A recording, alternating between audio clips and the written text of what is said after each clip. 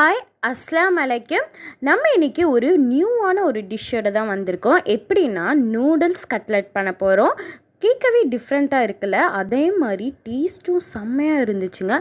ஒரு நியூவான ஒரு டிஷ் மாதிரியும் ஒரு டேஸ்ட்டே அதாவது ரெண்டுமே சாப்பிட்ட மாதிரி இருந்துச்சு. கட்லெட்டும் சரி அண்ட் நம்மளோட நூடுல்ஸும் சாப்பிட்ட மாதிரி இருந்துச்சு. நான் இன்றைக்கி மேகி நூடுல்ஸை பாயில் பண்ணி எடுத்துக்கிட்டேன், எந்த மசாலாஸும் ஆட் பண்ணாமல். கூட 1/4 கிலோ சிக்கன் போன்லெஸ் சிக்கனை அரைச்சி எடுத்துக்கோங்க, அது இப்போ ஆட் பண்ணியிருக்கேன். கூட 2 நல்லா சாப் பண்ண வெங்காயம், கொஞ்சோண்டு கொத்தமல்லி, அப்புறம் கொஞ்சோண்டு புதினா சேர்த்துருக்கேன். இப்போ இது எல்லாமே நம்ம சேர்த்து மிக்ஸ் பண்ணிக்கோங்க. கையிலே நல்லா மாவு மாதிரி பிணைஞ்சிக்கோங்க. இது கூட நம்ம இப்போ கொஞ்சம் மசாலா பவுடர்லாம் ஆட் பண்ண போகிறோம். அது என்னென்னு சொல்கிறேன்.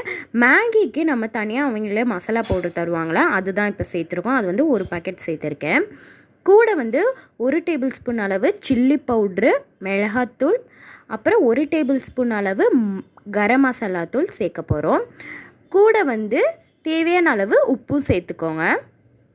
ஆல்ரெடி நம்மளோட சேனலில் நார்மலான கட்லெட், உருளைக்கிழங்கு காய்கறி வச்சு கட்லெட் எப்படி செய்கிறதுன்னு போட்டிருக்கோம். பார்க்காதவங்க கண்டிப்பாக போய் செக் பண்ணி பாருங்கள். ரொம்பவே ஈஸியாக செஞ்சிடலாம். ஒரு 20 மினிட்ஸே நீங்கள் சூப்பரான ஒரு 10-12 கட்லெட் செஞ்சிடலாம் வீட்டிலே. ஸோ ஃப்ரெண்ட்ஸ், ஃபேமிலி, கெஸ்ட் யாராச்சும் வந்தாங்கன்னா கண்டிப்பாக நீங்கள் அவங்களுக்கு ட்ரை பண்ணி கொடுங்க. நான் இது கூட கொஞ்சம் ஃப்ளேவருக்காக ஆரிகானோ சேர்த்துக்கிட்டேன். இப்போ நம்ம இதில் ஒரு 2 டேபிள் ஸ்பூன் அளவு பிரெட் க்ரம்ஸ் சேர்த்துக்கலாம். கொஞ்சம் நல்லா பொறுன்னு கிறிஸ்பியாக வரும் பொரிக்கிறப்ப, அதுக்காக தான். ஓகே, ஃபைனலாக 1 டேபிள் ஸ்பூன் அளவு இஞ்சி பூண்டு பேஸ்ட்டு சேர்த்துக்கோங்க. இப்போது இதில் நான் மெயினாக சொன்ன மாதிரி நூடுல்ஸ் மசாலா எதுவுமே போடாமல், மேகி மசாலா எதுவுமே போடாமல் வெறுமனமாக பாயில் பண்ணி எடுத்திருக்கேன். நீங்கள் இதில் ஹெல்த்தியாக செய்யணும் அப்படின்னா மில்லட் நூடுல்ஸில் வச்சு கூட நீங்கள் ட்ரை பண்ணலாம். ஆல்ரெடி நம்ம சேனலில் அது மில்லட் நூடுல்ஸ் ட்ரை பண்ணி நம்ம ரெசிபி ஷேர் பண்ணியிருப்போம். பார்க்காதவங்க போய் செக் பண்ணி பார்த்துக்கோங்க. இப்போ இது நீங்கள் எனக்கு கையிலே பிணைஞ்சிருங்க. ஏன்னா இப்போ நீங்கள் மேஷர் யூஸ் பண்ணிங்க அப்படின்னா அந்த நூடுல்ஸ் ரொம்பவே அப்படியே மேஷ் ஆகிடும். ஏன்னா அது ஆல்ரெடி வெந்தது. ஸோ அதனால் கையிலே நல்லா பெரட்டிக்கோங்க. நமக்கு கொஞ்சம் நூடுல்ஸ் அந்த நூடுல்ஸ்னு அந்த டெக்ஸ்சர் தெரியணும். ஸோ அதுக்காக நம்ம கையிலே மேஷ் பண்ணிக்கிறோம். டே நேற்று போட்ட வீடியோ உங்களுக்கு கிச்சன் டிஃப்ரெண்ட்டாக தெரியும். ஏன்னா அது நாங்கள் பாட்டி வீட்டில் கெட் டுகெதரில் இருந்தோம். ஸோ அதனால தான் டிஃப்ரெண்ட்டாக தெரிஞ்சிருக்கோம். இப்போ நம்ம இதை பிணைஞ்சாச்சு. இப்போ நம்ம இதை கட்லெட்ஸ் ஷேப்புக்கு உருட்டிக்கோங்க. ரவுண்டாக, நீளமாக, உங்களோட தேவைக்கு ஏற்பதான் நம்ம உருட்டிக்கலாம். உங்களோட பிடிச்ச மாதிரி சாய்ஸ், குழந்தைங்களுக்கு என்ன ஷேப்பில் விரும்புகிறாங்களோ அந்த ஷேப்பில் உருட்டிட்டு ஃபஸ்ட்டு முட்டையில் டிப் பண்ணிடுங்க. ஒரு முட்டை உடச்சி வச்சுருக்கேன். அடுத்து பிரெட் க்ரம்ஸில் நல்லா பெரட்டி ஃபுல்லாக அது எல்லா பக்கமே நல்லா கோட் ஆகணும். இந்த மாதிரி எல்லாமே பண்ணி தனியாக ரெடி பண்ணி வச்சுருங்க. இந்த மாதிரி ஒரு டிஃப்ரெண்ட்டான ரெசிபி செஞ்சு கொடுத்தீங்கன்னா குழந்தைய கண்டிப்பாக விரும்பி சாப்பிடுவாங்க. இதில் நீங்கள் வெஜிடபிள்ஸும் வேணும்னா ஆட் பண்ணிக்கலாம். உருளைக்கிழங்கு, கேரட், பட்டாணி எதுனாலும் ஆட் பண்ணிக்கலாம். நான் இன்றைக்கி எதுவுமே சேர்க்கலை. ஆல்ரெடி நான்வெஜ் சிக்கன் போட்டிருக்கனால நான் எதுவுமே சேர்க்கலை. பட் நான்வெஜ்ஜோடு சேர்த்துமே வெஜிடபிள்ஸ் போடலாம், அதனால் ஒன்றும் கிடையாது. ஸோ நான் சிக்கன் இன்றைக்கி போட்டனால நான் அதை எதுவுமே சேர்க்கலை. நம்மளோட சிக்கன் நூடுல்ஸ் கட்லெட் செம்மையாக இருக்குல்ல, கேட்கவே பேர். ஸோ இது ஒரு நூடுல்ஸ், சிக்கன் நூடுல்ஸ் சாப்பிட்ட மாதிரி உங்களுக்கு ஒரு கண்டிப்பான ஃபீல் இருக்கும். நான் கையில் கொஞ்சம் ஒட்டாமல் இருக்கிறதுக்காக எண்ணெய் தடவிக்கிட்டேன். அவ்வளோதான், நம்மளோட கட்லெட் ரெடி ஆகிடுச்சு. இப்போ இதை நம்ம ஷாலோ ஃப்ரை தான் பண்ண போகிறோம். ஆக்சுவலாக கட்லெட்டை நீங்கள் ஷாலோ ஃப்ரையும் பண்ணலாம், டீப் ஃப்ரையும் பண்ணலாம். ஸோ நான் இன்றைக்கி ஷாலோ ஃப்ரை தான் பண்ண போகிறேன். எண்ணெய் சூடானக்கப்புறம் நம்ம ஒன்றா போட்டு பொரித்து எடுத்துக்கலாம். இந்த மாதிரி ஒரு கிறிஸ்பியான பதத்துக்கு வர வரைக்கும் நல்லா மொறுன்னு பொரிச்சு எடுத்துக்கோங்க. கொஞ்சம் கோல்டன்லே கொஞ்சம் டார்க் கலர் வரணும். உடனே திருப்பிடாதீங்க, ஒரு 2 நிமிஷமாச்சும் ஆகட்டும். ஏன்னா இல்லாட்டி கட்லெட் உடஞ்சிரும். ஸோ அதுக்காக தான். உங்களுக்கே அந்த மேலே கொஞ்சம் நல்லா பொரிஞ்ச மாதிரி தெரியும் அடியில். ஸோ அந்த டைமில் ஒன்றா மெதுவாக திருப்பி எடுத்துக்கோங்க. இந்த மாதிரி டிஃப்ரெண்ட்டாக உங்களுக்கு கடைங்களுக்கு கூட எங்கேயுமே கிடைக்காது. ஸோ குழந்தைங்களுக்கு ஆரோக்கியமாகவும் இருக்கும். நீங்கள் சிக்கனில் செஞ்சு கொடுத்தீங்கனாலும் உங்களுக்கு ப்ரோட்டீன் தான். ஸோ வீட்டிலே நீங்கள் இந்த மாதிரி ஒரு 1/2 அன் ஹவர் தாங்க ஆச்சு இதெல்லாம் ப்ரிப்பேர் பண்ணி ரெடி பண்ணுறதுக்கு, செய்கிறதுக்குமே. அவ்வளோதான். இங்கே பாருங்கள், மெதுவாக இந்த மாதிரி லைட்டாக அப்படியே டர்ன் பண்ணி எடுங்க. இந்த மாதிரி ப்ரௌன் கலரில் வந்துச்சுன்னா உங்களுக்கு நல்லா கிறிஸ்பியாக சூப்பராக இருக்கும். ஸோ 1 பை 1 போட்டு எடுத்துக்கோங்க.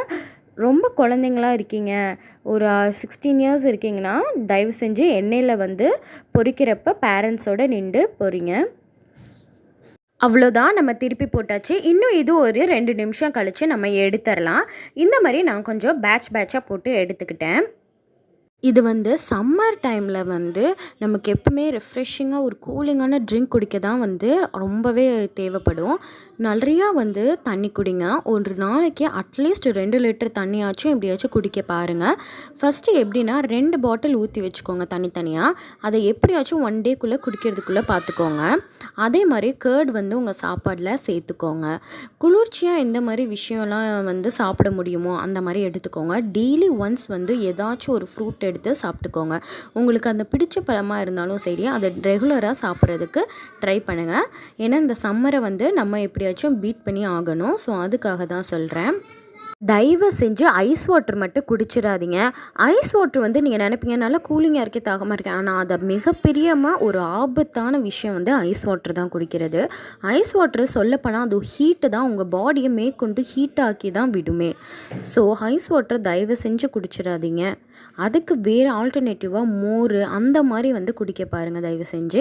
ஐஸ் வாட்டரை குடிக்கிறவங்க தயவு செஞ்சு அவாய்ட் பண்ணிக்கோங்க. நைட்லலாம் சில பேர் ஐஸ் வாட்டர் குடிப்பாங்க. சீரியஸாக அது ரொம்ப ரொம்ப டேஞ்சரான ஒரு விஷயம். உங்கள் ஃபேட் வந்து ஈஸியாக தங்கிடும் அப்படியே உங்கள் உடம்புல. அது டைஜஸ்டே ஆக விடாது ஐஸ் வாட்ரு. ஸோ தயவு செஞ்சு முடிஞ்ச அளவுக்கு அவாய்ட் பண்ண பாருங்கள். டெய்லியுமே தலைக்கு எண்ணெய் வச்சு குளிச்சுருங்க. இந்த சம்மர் டைமில் தலை வந்து ஆல்ரெடி வேர்க்க ஆரம்பிக்கும். ஆனால் நீங்கள் எண்ணெய் வைக்க முடியாது, பிடிக்காதுமே யாருக்குமே. பட் இருந்தாலுமே நம்ம ஹீட்டை தணிக்கிறதுக்கு எண்ணெய் வந்து அவசியம். ஸோ தலையில் எண்ணெய் வச்சுட்டு குளிச்சுடுங்க. ஓகேவா? இந்த மாதிரி நமக்கு முடிஞ்ச அளவு என்னென்ன செய்ய முடியுமோ அந்த மாதிரி செஞ்சு நம்ம உடம்பை வந்து பாதுகாக்கலாம் இந்த சம்மர் டைமில். இந்த கட்லெட்டில் வந்து நம்ம பிரெட் க்ரம்ஸ் வந்து போட்டிருக்கோம். அதுவும் இல்லாமல் நம்ம பிரெட் க்ரம்ஸ்லேயே கோட் வேறு பண்ணியிருக்கோம்.